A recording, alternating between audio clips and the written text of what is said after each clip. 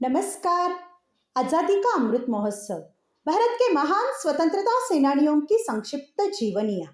महाराष्ट्र राज्य शिक्षक महामंडल और सातारा जिला हिंदी अध्यापक मंडल के संयुक्त तत्वावधान में चली इस प्रेरक और ज्ञानवर्धक श्रृंखला में मैं सौ उज्ज्वला जनार्दन मोरे विठामता विद्यालय कराड़ आपका स्वागत करती हूँ। हमारे पितामह श्रीमान ताका सूर्यवंशी सर जी के मार्गदर्शन में चली इस श्रृंखला में आपका तहे दिल से स्वागत है।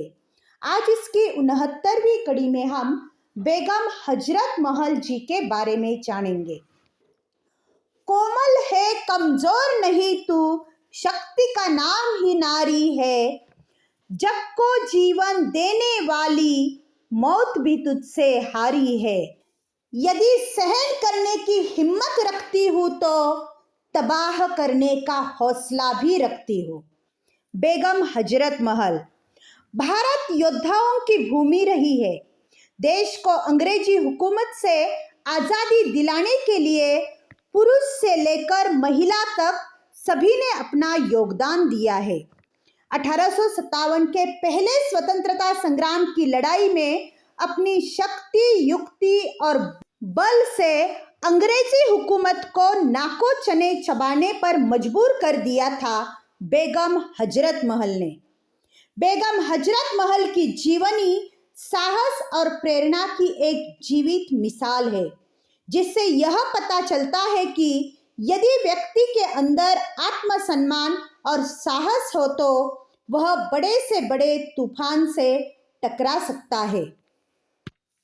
बेगम हजरत महल अवध के नवाब वाजिद अली शाह की पत्नी थी। सन 1857 में भारत के पहले स्वतंत्रता संग्राम में उन्होंने ब्रिटिश ईस्ट इंडिया कंपनी के खिलाफ विद्रोह किया था। जब ब्रिटिश ईस्ट इंडिया कंपनी के अधिकारियों ने अवध राज्य को हड़प कर उनके पति नवाब वाजिद अली शाह को कोलकाता भेज दिया, तब बेगम हजरत महल ने अवध की बागडोर अपने हाथ में ले ली और लखनऊ पर कब्जा कर लिया। हजरत महल में संगठन की अभूतपूर्व क्षमता थी, जिसके कारण अवध प्रांत के जमींदार, किसान और सैनिकों ने उनका साथ दिया था। बेगम हजरत महल का जन्म 1820 में अवध प्रांत के फैजाबाद जिले के एक छोटे से गांव में गरीब परिवार में जन्म हुआ था। उनका नाम मोहम्मदी खातून था। वो काफी संघर्षों भरे जीवन से गुजरी थी और इसके बाद बेगम हजरत महल बनी थी। 1856 में अंग्रेजों की हड़प नीति जारी थी। बड़े बड़े राज्य उनकी ताकत और कूटनीति के आगे नतमस्तक हुए जा रहे थे। ऐसे में जब अंग्रेजी हुकूमत ने 6 जनवरी 1856 को यह आदेश जारी किया कि अवध राज्य को ब्रिटिश हुकूमत में मिलाया जा रहा है, तो पूरे राज्य में खलबली मच गई। नवाब वाजिद अली शाह का स्वास्थ्य ठीक नहीं था। उनकी तबीयत दिन प्रतिदिन गिरती जा रही थी। उनके अंदर इतनी कुव्वत नहीं बची थी कि वे अंग्रेजों का विरोध करते, लिहाजा उन्होंने समर्पण कर दिया। लेकिन उनकी बेगम हजरत महल को यह बात नागवारा गुजरी। बेगम ने अपने बेटे मिर्जा बिरजिस कादर की कसम खाई कि वह अंग्रेजों की ईंट से ईंट बजा देगी। जो औरत 7 पर्दों के अंदर सैकड़ों बांदियों से घिरी रहती थी, उसने शर्म और हया का पर्दा उतार फेंका और जनता के बीच जा पहुंची। हजरत महल ने सैनिकों को ललकारते हुए कहा, साथियों, अवध हमारा राज्य है, हम अंग्रेजों को यहाँ से उखाड़ फेंकेंगे। बेगम की बातों ने लोगों पर जादू की तरह असर किया। अवध की जनता बेगम के साथ होने लगी। नवाब के कारण जिस सेना का हौसला बुरी तरह से पस्त हो गया था, बेगम के नेतृत्व में वह हिमालय की तरह बुलंद हो गया और इस तरह देखते ही देखते एक विद्रोही सेना तैयार हो गई और अंग्रेजी राज्य पर आक्रमण करने की तैयारी में जुट गई। हजरत महल का साथ देने के लिए सैनिकों से लेकर किसान तक एकजुट हो गए। चारों ओर बेगम की जय जयकार होने लगी। उन्हें आशा थी कि जनता की भावना को देखते हुए अंग्रेज सरकार नवाब साहब को ज़्यादा दिनों तक कैद में नहीं रख पाएगी। लेकिन अंग्रेज सरकार ने नवाब को देश निकाला दे दिया। उन्हें कोलकाता में कैद कर दिया गया। विद्रोही फौज ने पूरी तैयारी के साथ अंग्रेजों पर आक्रमण किया। चिन्हट गांव के पास दोनों सेनाओं में घमासान लड़ाई हुई। अंग्रेज सेनापति हेनरी लॉरेंस था। उसने बड़ी बहादुरी से विद्रोही सेना का मुकाबला किया, लेकिन अवध के शूरवीरों के आगे उसकी एक न चली। अपनी हार होते हुए देख लॉरेंस पीछे हट गया। उसने लखनऊ को खाली कर दिया। लखनऊ की विजय के बाद सर्वसम्मति से बेगम हजरत महल ने अपने पुत्र मिर्जा बिरजिस कादर को अवध का नवाब नियुक्त किया। कुछ ही समय में बेगम हजरत महल ने अपने कुशल प्रबंधन के बल पर अवध के लोगों का दिल जीत लिया। उन्होंने घूम घूम कर पूरे राज्य का दौरा किया। लोगों की परेशानियों को जानकर दूर करने के समुचित कदम उठाए। हजरत महल की लोकप्रियता का यह आलम था कि वहाँ की जनता वही सोचती और वही करती थी जो हजरत महल कहती थी।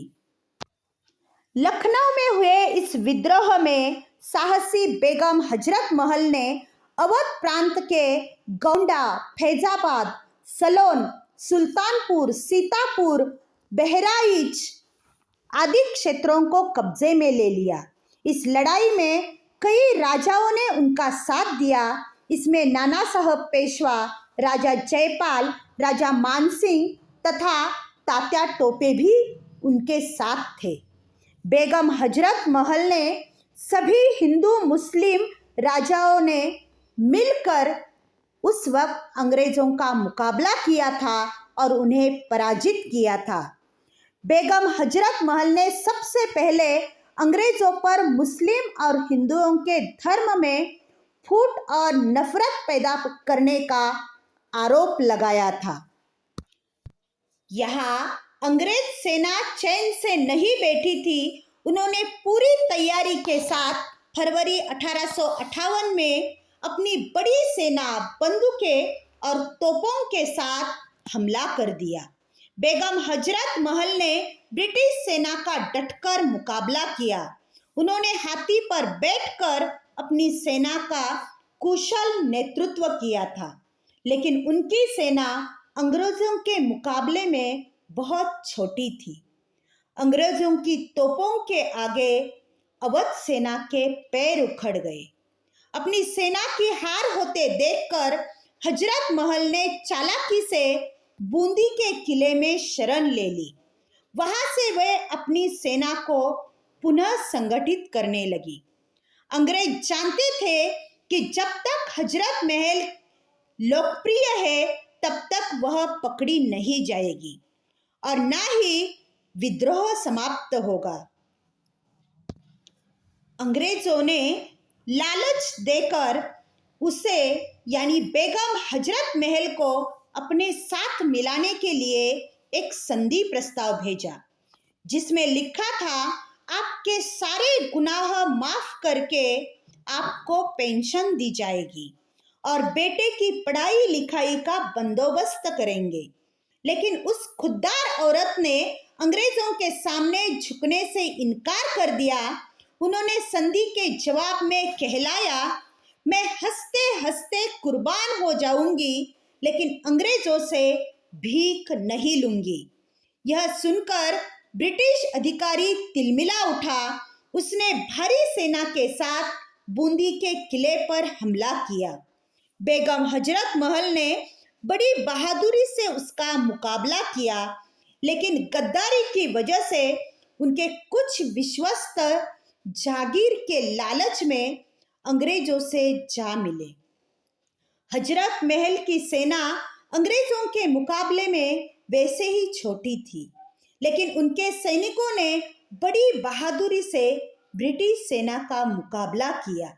सेना को हारते देख सेनापति के कहने पर बेगम हजरत महल वहां से निकलकर बेटे के साथ वहां से चली गई और नेपाल नरेश के यहाँ शरण ले ली। ब्रिटिश सेना ने 1857 के पहले स्वतंत्रता संग्राम की लड़ाई को पूरी तरह से कुचल डाला। बेगम हजरत महल को नेपाल में अपने बेटे के साथ एक साधारण महिला की तरह जीवन व्यतीत करना पड़ा। यही उन्होंने 1879 में अपनी आखिरी सांस ले ली। काठमांडू के जामा मस्जिद में उनकी कब्र आज भी मौजूद है। बेगम हजरत महल कुशल संगठनकार, रणनीतिकार थी। ऐसी महान स्वतंत्रता सेनानी को हमारे कोटि कोटि प्रणाम। जय हिंद।